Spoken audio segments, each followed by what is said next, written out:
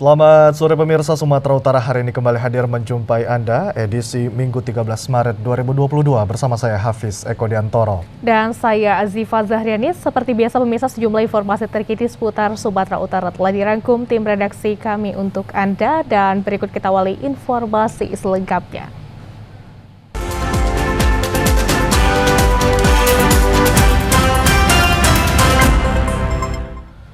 Pemirsa, Kementerian Luar Negeri Kemenlu diminta segera menangani pemulangan 9 warga negara Indonesia WNI asal Sumatera Utara yang masih terjebak perang Rusia-Ukraina.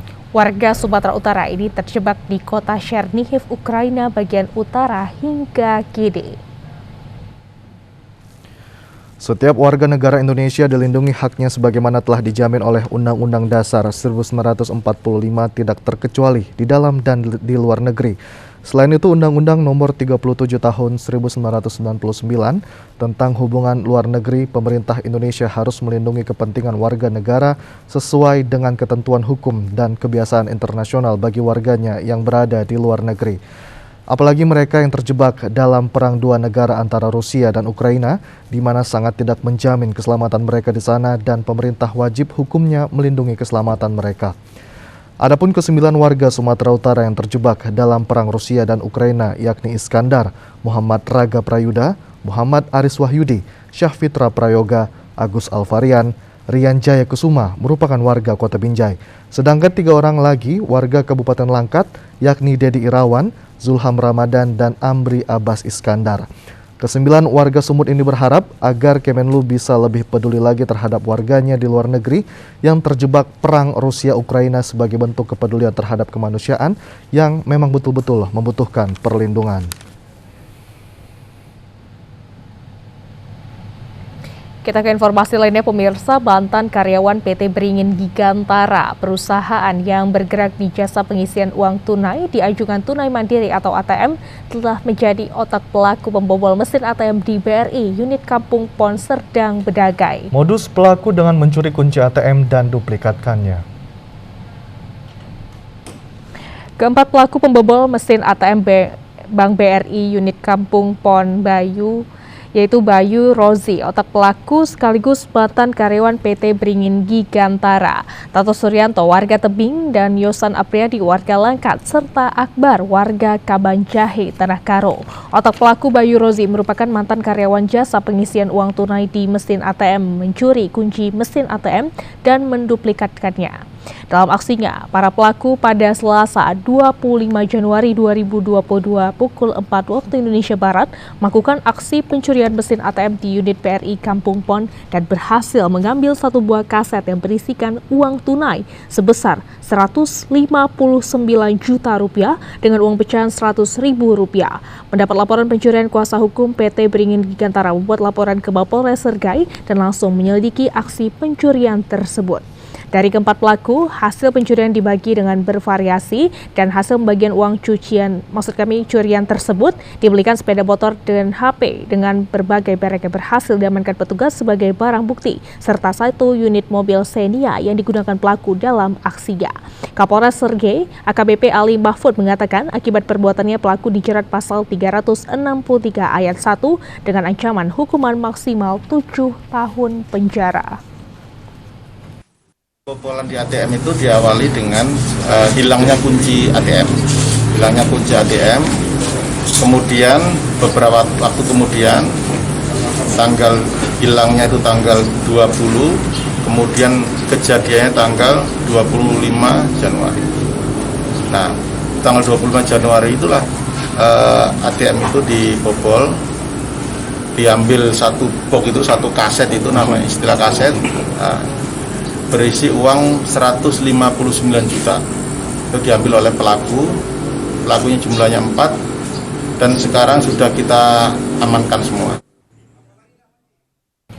Sementara itu pemirsa, sosok pemuda berusia 32 tahun ditemukan mengambang di sebuah parit di Kecamatan Panyabungan, Mandailing Natal. Pegawai honorer di lingkungan Pemda Mandailing Natal yang ditemukan tidak bernyawa tersebut diduga tenggelam. 3 santri Darul Ikhlas menemukan sosok mayat berjenis kelamin laki-laki di sebuah parit persawahan di belakang kantor Kejaksaan Mandailing Natal, Kecamatan Panyabungan. Setelah melihat mayat pemuda tersebut, ketiga santri langsung berlari untuk melaporkan hal ini kepada masyarakat setempat. Tak lama kemudian, warga pun berdatangan melihat dan membantu untuk mengevakuasi korban yang merupakan staf pegawai honorer di lingkungan pemerintah daerah Mandailing Natal yang diduga tenggelam tersebut. Korban berinisial AW, warga Kecamatan Linggabayu, Mandailing Natal ini diketahui selama ini korban sehat dan masih sempat minum kopi bersama teman satu kosnya. Dan saat itu korban pamitan untuk buang hajat ke parit tersebut. Abang ini sering satu tempat ngopi sama kami atau sering kumpul bang, atau sering tidur lah bang, tidur bareng. Jadi abang ini selama ini korban memang sering ke lokasi ini? Iya bang, biasanya abang ini kalau hendak buang air besar dia ke sini bang, ke belakang ini. Aparat kepolisian yang mendapatkan laporan dari masyarakat langsung menuju TKP untuk melakukan identifikasi dan membawa korban ke rumah sakit untuk dilakukan autopsi. Dari hasil autopsi, tim dokter dan petugas kepolisian di ruangan kamar mayat Rumah Sakit Umum Panyabungan, Kapolsek Panyabungan AKP Andi Gustawi menjelaskan tidak ada menemukan tindak kekerasan di sekujur tubuh korban. Selanjutnya mayat kita ataupun jenazah kita bawa ke Rumah Sakit Umum Panyabungan, dan untuk sementara keterangan dari dokter pada Rumah Sakit Umum Panyabungan bahwa tidak ada ditemukan tanda-tanda kekerasan di sepanjang ataupun di sekujur tubuh korban. Dan menurut keterangan daripada saudara korban bahwa korban ada penyakit ataupun penyakit bawaan. Korban bahwa korban memiliki riwayat penyakit. Pemirsa, sejumlah informasi aktual lainnya akan kami hadirkan sesaat lagi. Tetaplah bersama kami dalam program Sumatera Utara hari ini. Kami akan segera kembali.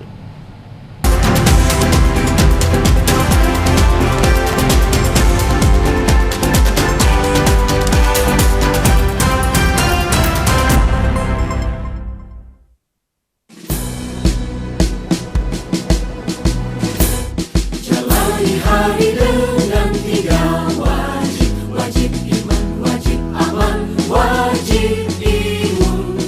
Berolahraga, riang gembira, mencegah kita jatuh sakit.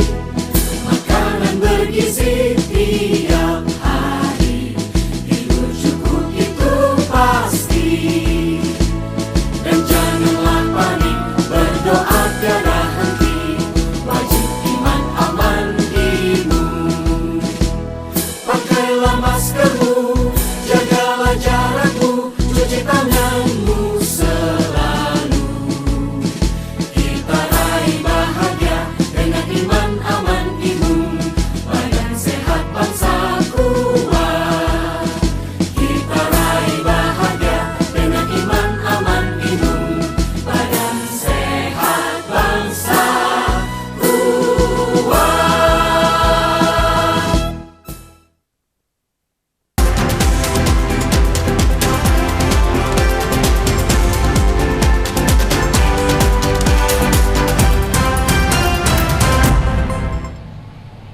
Terima kasih pemirsa, Anda masih bersama kami dalam program Sumatera Utara hari ini. Pemirsa, sebuah perusahaan PT Sawita Ledong Jaya mengutip atau meminta fotokopi kartu keluarga dan KTP warga untuk mendapatkan izin kelompok tani hutan KTH dari Kementerian Pertanian. Disinyalir pengutipan KK dan KTP warga itu merupakan tipu muslihat dari perusahaan tersebut untuk alasan pendirian pabrik minyak kelapa sawit. Perusahaan perkebunan kelapa sawit PT SLJ tersebut berlokasi di kawasan hutan di Desa Air Hitam, Kecamatan Kualuh Ledong, Kabupaten Labuhan Batu Utara yang tidak dapat memperpanjang izin prinsip perkebunan yang dikeluarkan pada tanggal 5 Juli 1996 dengan nomor 593-4310-TB-1996. Perusahaan ini kini beralih fungsi menjadi kelompok tani hutan karya Prima Ledong Sejahtera atau KTH KPLS, yang salah seorang tokoh agama yang juga anggota KTH KPLS Kimbok Ambarita mengatakan pada awalnya perusahaan meminta KK dan KTP dari warga untuk salah satu persyaratan pendirian PMKS. Namun Kenyataannya warga baru mengetahui setelah pelang nama KTH KPLS berdiri di lahan perkebunan PT SLJ seluas 929 hektar. Sedangkan untuk meredam kemarahan warga, pihak perusahaan berjanji akan memberikan lahan seluas 2 hektar kepada setiap anggota KTH, namun sejak terbitnya izin KTH tersebut, hingga kini anggota KTH tidak menerima haknya. Abang tahunya bahasanya abang telah masuk salah satu dari kelompok tani hutan. Dan ini kapan? Sesudah kami lihat kapal itu berdiri. Kenapa itu bisa berdiri? Tentu sekali kan kami kan tahu bahwasanya berdirinya koperasi itu tentu harus ada anggotanya. Sampai saat ini abang ada nggak diberi hak-hak daripada anggota kelompok tani tersebut? Nah itulah yang sangat kami harapkan sampai hari ini itu tidak pernah ada terjadi. Karena dulu ada beberapa orang kawan kami, rekan yang diundang ke sana, waktu yang dari Jakarta itu turun katanya bahwasanya di sana dijanjikan ada 2 hektar akan diberikan kepada setiap keluarga yang diminta EKTP-nya itu. Cuman pada saat musyawarah itu nggak semua diundang, hanya beberapa orang saja. Ternyata sampai hari ini itu nggak terrealisasi. Ironisnya dalam surat izin KTH KPLS terdaftar nama sejumlah oknum pejabat dan aparatur desa Air Hitam yang masuk dalam anggota kelompok tani hutan. Kepala Desa Air Hitam Nawawi menjelaskan bahwa aparatur desa yang masuk dalam anggota KTH KPLS terkait dengan pembayaran uang sebesar 190 sampai 300 ribu rupiah untuk fotokopi KK dan KTP warga sebagai syarat berdirinya kelompok tani hutan adalah wewenang dari pengurus KTH KPLS tersebut. Dari pihak masyarakat itu, seperti dulunya kita ketahui, saya bisa Redong Jaya dulu kan, yang kita tahu, dia kan datang bermohon ke kantor kepala desa membentuk satu kelompok tani itu. Datang dia bermohon kepada desa. Jadi karena itu ada satu program pemerintah, kita kabulkan itu permohonan mereka. Setelah dikeluarkan seperti apa yang Bapak sampaikan, setelah keluarkan izin dari kementerian, sejauh itu saya belum mengetahuinya. Dan saya dapat informasi bahasanya aparatur desa mengkoordinir pengutipan KK dan KTP. Dan masyarakat sudah mengakui bahasanya mereka menerima uang sebagai jasa antara 100 sampai 300 ribu per KK atau per KTP gitu. Apa Bapak ada mengarahkan aparatur desa untuk melakukan hal demikian? Kalau saya tidak ada mengarahkan hal yang sedemikian, tak ada saya mengarahkan. Tapi boleh-boleh saja itu mungkin dari ketua kelompok itu mungkin ada yang menyampaikan hal yang sedemikian. Kalau saya tidak ada. Ketua KTH dan Kepala KPH Wilayah 3 terkait kejanggalan pendirian KTH KPLS hingga kini disiarkan tidak pernah dapat dikonfirmasi. Pemirsa, pencanangan Kampung Pancasila bertujuan membumikan nilai-nilai Pancasila dalam kehidupan sosial masyarakat yang akhir-akhir ini semakin tergerus oleh kemajuan zaman. Diharapkan dengan diresmikannya sebagai Kampung Pancasila, pengalaman Pancasila tidak hanya sebagai slogan, tetapi diperlihatkan sebagai cara berpikir dan berperilaku yang wajib diterapkan dalam kehidupan masyarakat sehari-hari. Hal tersebut diamanatkan Dandim 0210 Taput Letkol Infanteri Hari Sandara dalam upacara peresmian Kampung Pancasila pada pagi tadi di Desa Sangkaran, Siatas Barita, Tapanuli Utara. Pencanangan Kampung Pancasila di wilayah Provinsi Sumatera Utara juga dilakukan secara serentak di jajaran Kodam 1 Bukit Barisan.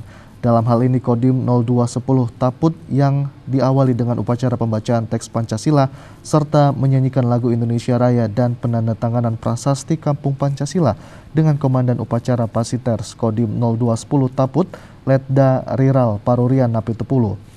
Dalam sambutannya, Dandim 0210 Taput menyebutkan tujuan dibentuk Kampung Pancasila ini tak lain tak bukan untuk mempersatukan seluruh komponen bangsa di wilayah Indonesia, dalam hal ini Tapanuli Utara. Sebagai kampung Pancasila pertama di Taput dengan kemajemukan masyarakat yang terdiri dari berbagai suku dan agama seperti halnya di Desa Sangkaran ini, menurut Dandim dapat menjadi contoh di Kabupaten Tapanuli Utara untuk tetap menjunjung tinggi nilai-nilai luhur Pancasila agar tumbuh dan berkembang, serta dapat menjaga persatuan dan kesatuan dengan baik. Selain itu, dengan pencanangan ini juga diharapkan nilai-nilai luhur Pancasila dalam kehidupan masyarakat semakin nyata dalam kehidupan masyarakat. Bertujuan untuk memelihara nilai-nilai luhur yang terkandung dalam Pancasila yang diterapkan dalam sendi kehidupan masyarakat. Agar nilai Pancasila tumbuh berkembang serta dapat menjaga persatuan dan kesatuan bangsa dengan baik, melalui peresmian Kampung Pancasila ini diharapkan kita semuanya dapat menjaga keutuhan bangsa dan negara, kesatuan Republik Indonesia tanpa memandang suku, agama, dan ras ataupun golongan. Masyarakat harus dapat hidup rukun dan berdampingan untuk mewujudkan Indonesia maju. Masyarakat harus ikut bertanggung jawab dalam menjaga persatuan dan kerukunan agar tidak terjadi gesekan yang meruncing, hingga berpotensi menimbulkan perpecahan di tengah-tengah masyarakat. Jemaat Kristiani pada masa gelombang ketiga pandemi COVID-19 diharapkan tidak khawatir dan harus berdamai dengan COVID-19. Demikian dikemukakan oleh Pendeta Resort HKBP Resort Helvetia Pendeta Marjuni Nababan STH pada kebaktian Minggu hari ini di Gereja HKBP Resort Helvetia Distrik 10 Medan Aceh. Pendeta HKBP Resort Helvetia, Pendeta Marjuni Nababan STH, dalam khotbahnya pada kebaktian Minggu sesi pertama hari ini, menyatakan Tuhan adalah perisai dan memberikan perlindungan kepada semua umat manusia, walau di tengah-tengah masa sulit yang saat ini. Dikatakan dalam mengarungi atau menjalankan kehidupan ini, jemaat Kristiani harus selalu teguh dalam iman, walau masih dalam situasi sulit, bahkan harus tetap punya pengharapan. Pendeta Marjuni Nababan STH mencontohkan perjalanan kehidupan Abraham yang sudah lanjut usia, lansia, akan tetapi Tuhan memberikan anak sebagai keturunan dan dalam kehidupannya selalu diberkati oleh Tuhan. Karenanya, dengan berbagai percobaan dan kesulitan ekonomi sebagai dampak pandemi COVID-19 saat ini, jemaat Kristiani harus tetap selalu berpengharapan kepada Tuhan dan mengandalkan Tuhan dalam segala aspek kehidupan. Demikian halnya tentang prokes COVID-19, bahwa jemaat Kristiani khususnya di HKBP Resort Helvetia yang saat ini berlangsung dengan baik, diharapkan diterapkan oleh setiap jemaat, bahkan wajib harus dilaksanakan sebagaimana yang diharapkan oleh pemerintah dalam memutus mata rantai pandemi COVID-19. Selain itu, pelaksanaan vaksinasi sebagai program pemerintah juga harus didukung secara penuh oleh seluruh jemaat Kristiani, sehingga gereja sebagai mitra pemerintah dalam memutus mata rantai penyebaran COVID-19 berperan penting di tengah-tengah masyarakat. Sesuai dengan firman Tuhan tadi, sebagaimana Abraham, Tuhan memberikan perlindungan, jaminan bahwa Tuhan itu adalah perisai, maka kita tidak perlu lagi khawatir menghadapi pandemi ini, karena kita harus mampu berdamai dengan pandemi ini. Sekalipun kita masa-masa sulit, tetapi jaminan dari Tuhan bahwa Dia adalah menjadi perisai kita, penolong kita. Tuhan akan selalu menyertai kita sekalipun di masa-masa sulit ini. Harus teguh di dalam iman, sekalipun menghadapi masa-masa sulit, kita harus berpengharapan bahwa di balik daripada masa sulit itu kita akan melihat pertolongan daripada Tuhan. Bahwa sebagaimana Abraham menghadapi masa-masa yang sudah tidak masuk akal lagi atas masa lansia mereka, tetapi Tuhan memberikan anak Ishak sebagaimana yang dia harapkan. Tuhan memberkati dia. Sementara itu, penerapan protokol kesehatan di Gereja HKBP Helvetia yang berada di Jalan Mawaraya Perumnas Helvetia ini selalu diberlakukan. Satuan Tugas COVID-19 Gereja HKBP Resort Helvetia Sintua Febri Sinaga menyatakan terus meningkatkan penerapan protokol kesehatan COVID-19 sehingga baktian sebanyak 3 sesi yang saat ini berlakukan di gereja ini berlangsung dengan baik. Seluruh jemaat yang belum mau masuk ke ibadah gereja, kita suruh cuci tangan. Cuci tangan, baru mereka masuk ke ruang ibadah, dan di depan ibadah kita semprot dengan hand sanitizer kepada jemaat untuk mencegah kepada jemaat adanya penularan ataupun daripada virus yang ada yang sekarang kita hadapi ini. dalam sesi kebaktian semua jemaat kami haruskan memakai masker. Memakai masker kita mencegah kembali jangan sampai terulang, dan jemaat ini pun supaya tetap menjaga namanya kesehatan di antara sama jemaat dan tetap kita atur dalam jaga jarak. Ya, kami himbau kepada kita semua jemaat AKBP Lepetia supaya tetap menjaga prokes karena masalah pandemi ini mudah-mudahan kedepannya endemi bisa berjalan di Sumatera Utara dan di Indonesia nih. Resort Helvetia juga menerima kunjungan warga Panti Asuhan Terang Sukacita Abadi dari Kecamatan Sunggal, Kabupaten Deli Serdang. Pada kesempatan itu, pendeta dan jemaat memberikan sumbangan berupa materi kepada warga Panti Asuhan ini. Ya, sejumlah informasi lainnya akan hadir usai jeda pariwara berikut ini. Sumatera Utara hari ini akan segera kembali.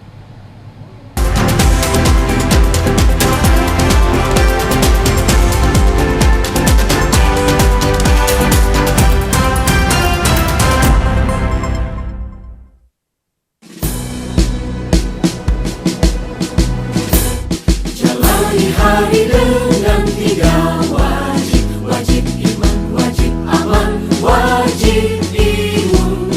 Berolahraga, riang gembira, mencegah kita jatuh sakit. Makanan bergizi tiap hari, tidur cukup itu pasti. Dan janganlah panik, berdoa tiada henti.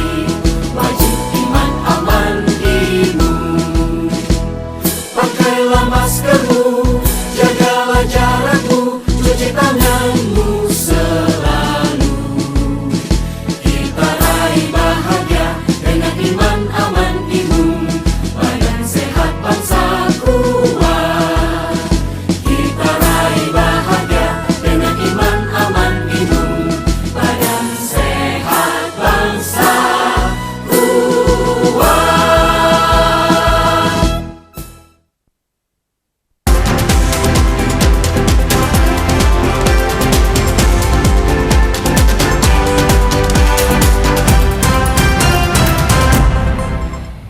Terima kasih Anda masih menyaksikan Sumatera Utara hari ini. Pemirsa, keberadaan hutan mangrove sebagai kawasan lindung di Indonesia mendapat perhatian dari Badan SAR Nasional. Kali ini, Badan SAR Nasional pada ulang tahun ke-50 menanam ratusan mangrove di tepi pantai La Rasa, Sawo, Kabupaten Nias Utara. Kecamatan Sawo adalah salah satu kecamatan yang terluas memiliki hutan mangrove yang berada pada 3 desa, yakni Desa Sisa Rahili, Teluk Siabang, Desa Lasara Sawo, dan Desa Sifahandro. Dengan luas hamparan ratusan hektar banyak mengalami kerusakan dalam 10 tahun terakhir akibat aktivitas ilegal, diantaranya penebangan sembarang oleh pihak-pihak yang tidak bertanggung jawab. Namun kesadaran warga untuk memelihara kelestarian mangrove mulai tumbuh baru-baru ini sejak skema ekosistem esensial pengelolaan mangrove dikampanyekan Balai Konservasi Sumber Daya Alam Kementerian Lingkungan Hidup. Bahkan kampanye melestarikan hutan mangrove agar dikelola sebagai kawasan lindung juga mendapat dukungan dari pihak Badan SAR Nasional Basarnas Nias.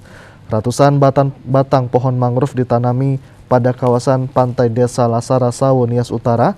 Kegiatan ini juga bertujuan agar memastikan daerah ini terhindar dari abrasi dan pengikisan pantai serta terjaganya biota laut yang dapat mendukung kehidupan ekonomi bagi warga setempat. Lebih kurang sekitar 200-500 pohon mangrove yang kami akan tanam di area sekitar sini. Karena kami ketahui ini memang daerah cagar alam, ya. Di sini tempatnya di Nias Utara ini. Ya, target kami bisa berperan dalam melestarikan pohon mangrove ini. Manfaat yang lain bahwa di sekitar mangrove ini sangat bermanfaat kepada kehidupan masyarakat dan terlebih juga kepada ekosistem laut, ya. Jadi terutama ikan, terutama begitu juga dengan kepiting bakau dan tripang bakau. Nah, hal-hal seperti ini bisa bermanfaat untuk masyarakat dan bahkan meningkatkan ya perekonomian masyarakat dari sumber daya alam yang ada di hutan mangrove. Penanaman kembali diharapkan akan segera memulihkan ekosistem mangrove yang sempat terancam, bahkan sebahagian gundul. Pohon mangrove ada yang masih berdiri utuh tidak jauh dari hunian warga dekat pantai. Sosialisasi kesadaran melestarikan mangrove juga sebagai muatan program pembangunan pemerintah pada setiap daerah dalam negeri.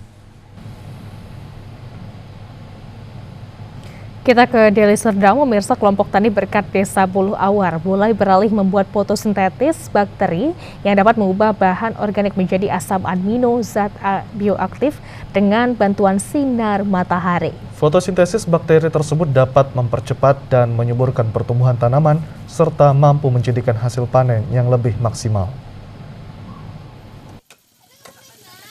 Cara pembuatannya fotosintetis bakteri larutan zat organik kompleks yang diproduksi dari proses fermentasi dari telur, penyedap makanan, saus ikan. Pari Sembiring, salah seorang penggiat lingkungan, mengajarkan cara pembuatan fotosintetis bakteri, yakni campurkan 2 butir telur dan penyedap makanan serta saus ikan dan dikocok hingga tercampur plastik ukuran 1.500 ml dan tidak terlalu penuh sehingga masih terdapat rongga untuk udara. Lalu masukkan 3 sendok makan campuran bahan sebelumnya ke dalam botol yang sudah berisi air. Tutup rapat botol tersebut dan kocok hingga air menjadi keruh. Usai dikocok hingga keruh, jemur botol berisi larutan tersebut pada sinar matahari minimal 8 jam setiap hari selama 15-30 hari hingga larutan di dalam botol berubah warna menjadi merah agar bakteri fotosintetis siap digunakan. Aplikasi penggunaan fotosintetis bakteri, larutkan 10-15 ml, dicampurkan dengan 2 liter air bersih dan disemprotkan pada daun, batang, serta tanah di sekitar tanaman. Pari Sembiring yang didampingi Enek Laras dari penggiat pertanian mengatakan fotosintetis bakteri maupun ekoenzim sangat mampu menyuburkan tanah dan tanaman dan menghilangkan hama serta dapat meningkatkan kualitas rasa buah serta sayuran yang ditanam para petani. Kalau pupuk ekoenzim ini kan pupuk organik, jadi jauh beda lah dengan pupuk-pupuk yang kita lihat selama ini, pupuk kimia. Jadi kalau kita menggunakan pupuk organik ini tentu untuk dari segi kesehatan juga sangat baik dan juga bisa menjaga alam kita ini tetap lestari. Karena di sini banyak masyarakat sebagai petani dan ada juga mungkin yang punya kolam ikan, ini banyak manfaatnya nanti. Pembuatan ekoenzim bisa digunakan untuk pertanian dan juga bisa digunakan untuk terapi kesehatan. Selain pembuatan ekoenzim, kita juga akan membuat PSB, fotosintesis bakteri katanya, nanti itu juga akan kita praktekkan di sini. Itu juga untuk pupuk pertanian di sini.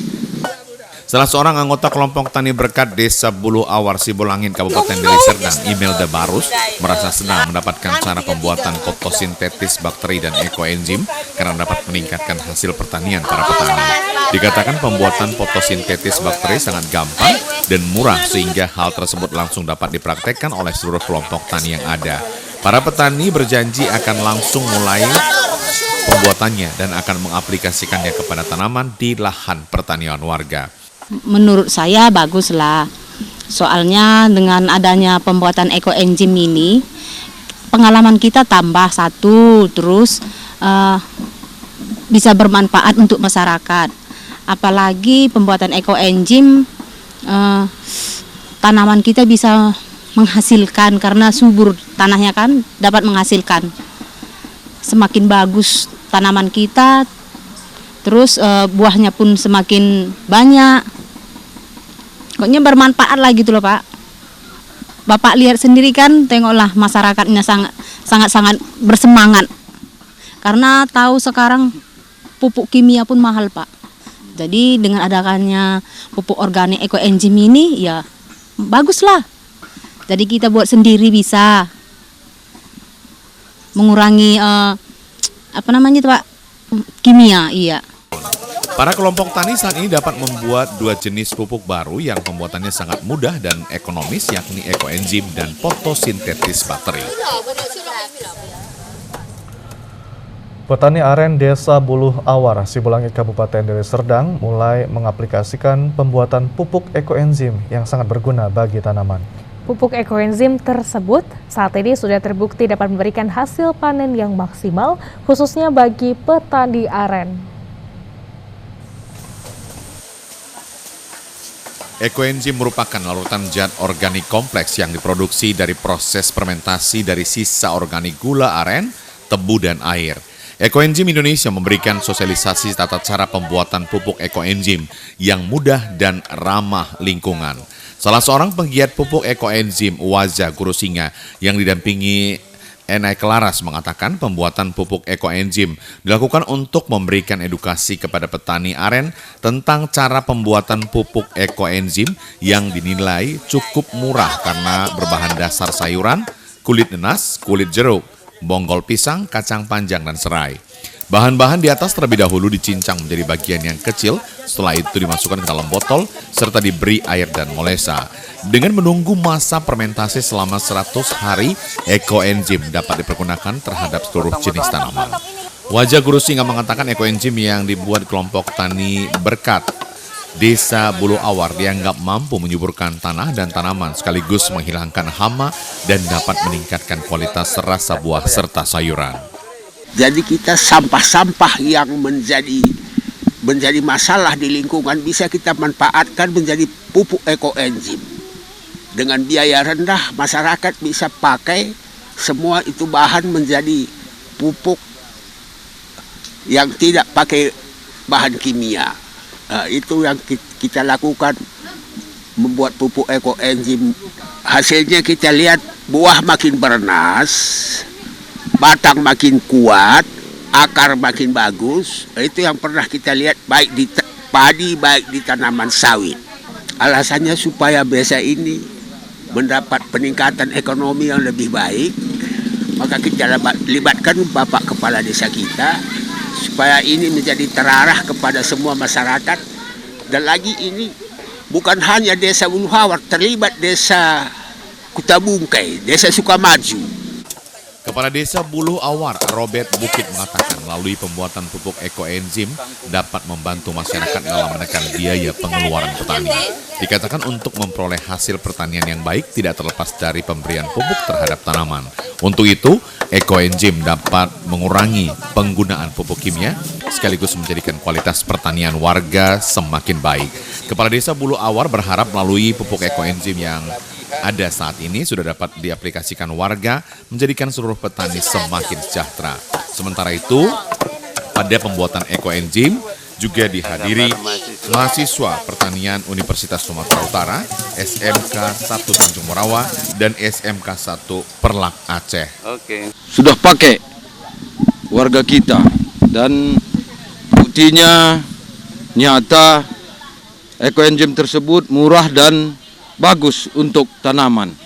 Itu makanya khususnya kelompok tani Berkat, warga Desa Bulu Awar dan Desa Sukamaju sangat mengharap supaya bisa membuat ekoenzim tersebut, melihat bukti bagus untuk tanaman ekoenzim tersebut. Itu makanya Pak Kelaras dan Pak Paris datang mempraktekkan cara pembuatan ekoenzim tersebut. Dan warga saya semenjak ada obat tersebut, pertaniannya tambah meningkat. Meski pupuk kimia belum dapat ditinggalkan warga sepenuhnya, namun dengan mengurangi pupuk kimia sebagai pupuk pertanian yang selama ini dipergunakan warga dapat menjadikan tanah semakin baik. Pemirsa, sejumlah informasi menarik lainnya akan kami hadirkan sesaat lagi. Tetaplah bersama kami akan segera kembali.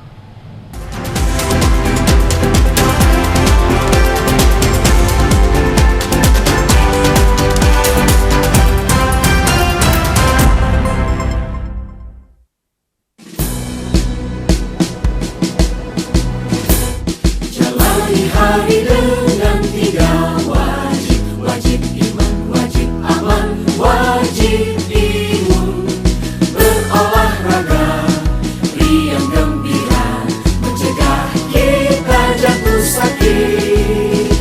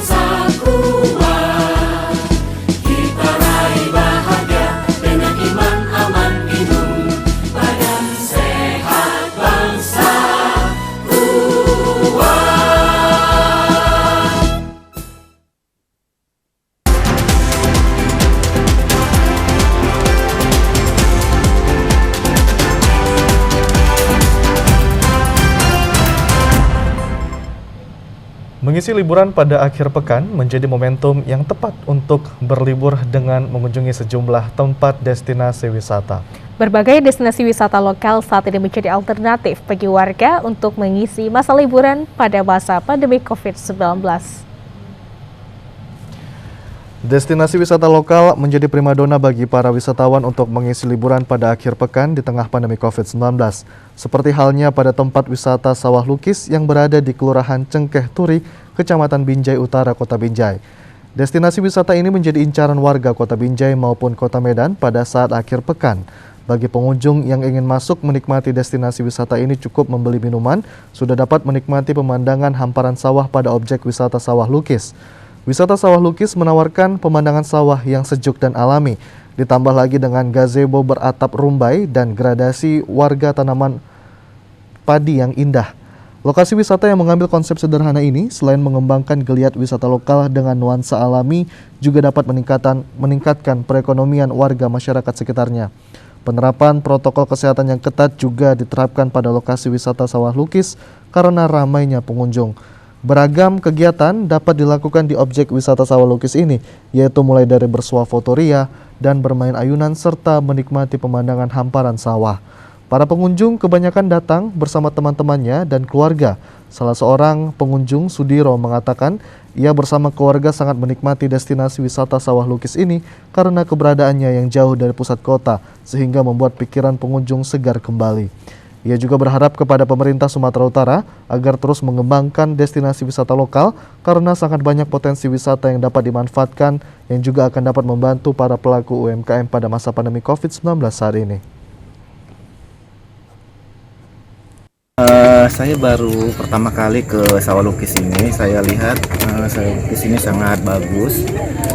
Apalagi di sore hari ini cuaca agak dingin dan pengunjungnya pun agak rame. Apalagi di masa pandemi seperti ini, kita mengharapkan kunjungan dari warga di Sumatera Utara datang untuk ke Binjai. Kebetulan wilayah Sumatera Utara pada saat ini masih level 2. Untuk prokes kesehatan untuk masuk ke Sawah Lukis ini sangat dijaga. Harapan saya sawah-sawah yang ada di Sumatera Utara ini bisa dimanfaatkan seperti Sawah Lukis ini, sehingga wisatawan di Sumatera Utara bisa berkunjung ke sawah-sawah yang ada di Sumatera Utara seperti Sawah Lukis. Oke.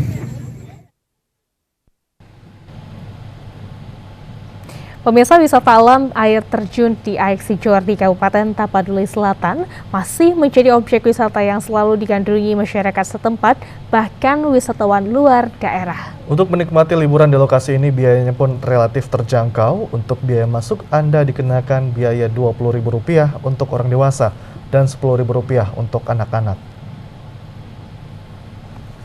Untuk menuju lokasi wisata air terjun Aek Sijor ini, terlebih dahulu Anda harus membeli tiket masuk di konter tiket. Setelah berjalan kaki melintasi jembatan gantung sepanjang 200 meter yang membentang di atas sungai Sayur Matinggi, Desa Aek Libung, Kecamatan Sayur Matinggi, Kabupaten Tapaduli Selatan. Meski sedikit lelah untuk menuju lokasi wisata air terjun bertingkat ini, namun letih Anda akan terobati ketika deburan air pegunungan yang asri ini membasahi tubuh Anda. Jatuhan air terjun ini membuat pengunjung semakin betah untuk mandi di bawahnya. Tidak seperti air terjun lainnya, air terjun Aek Sijor ini memiliki bentuk yang sangat unik karena airnya mengalir melalui batuan cadas yang berundak. Selain mandi, pengunjung juga tidak lupa bersuah foto di tempat ini untuk mengabadikan momen indah bersama keluarga, teman, dan pasangan. Di tempat wisata ini, pengelola juga menyediakan beragam jenis pilihan fasilitas untuk menikmati pengunjung baik yang datang dengan teman, pasangan, atau keluarga. Di antaranya, kolam renang anak dan kolam renang dewasa yang menyediakan balon karet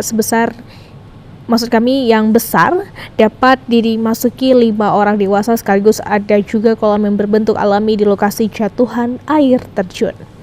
Terdapat pula tempat bersantai yang beragam, mulai dari gazebo bermaterial kayu pondokan beratap daun rumbia hingga tenda mini dengan bangku plastik, tentu dengan tawaran menu makanan dan minuman yang beragam.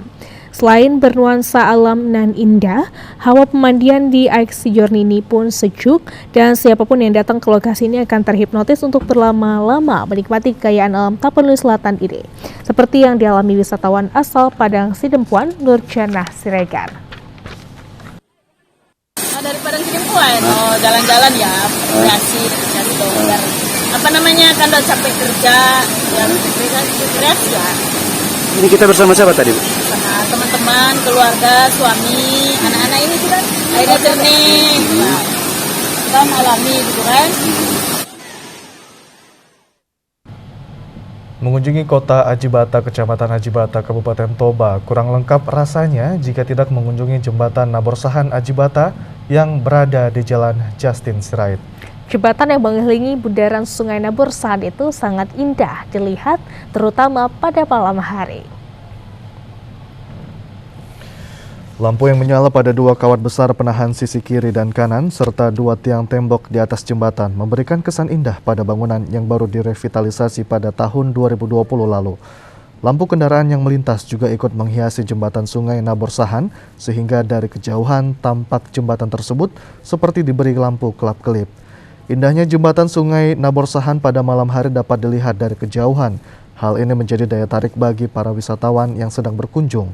Salah seorang penduduk setempat, Cornel Sirait, mengatakan setelah adanya revitalisasi jembatan Sungai Naborsahan ini sudah mulai ramai dikunjungi para wisatawan lokal maupun daerah. Jembatan Sungai Naborsahan ini selain menjadi penghubung antara beberapa desa yang ada di Kecamatan Ajibata, juga sebagai salah satu ikon objek wisata yang dapat menarik para wisatawan lokal maupun mancanegara. Salah seorang warga Kota Pematang Siantar, Marudut Poltak Simarmata, saat mudik ke kampung halamannya di Ajibata mengatakan dirinya bersama keluarga sengaja datang untuk berwisata menikmati indahnya jembatan Sungai Naborsahan, terutama dilihat pada malam hari. Selain itu, keindahan jembatan Naborsahan juga dimanfaatkan wisatawan untuk bersuah foto. Marudut berharap agar jembatan lainnya seperti jembatan Sungai Naborsahan ini dapat dibangun lagi di daerah Kabupaten Toba untuk meningkatkan destinasi kepariwisataan.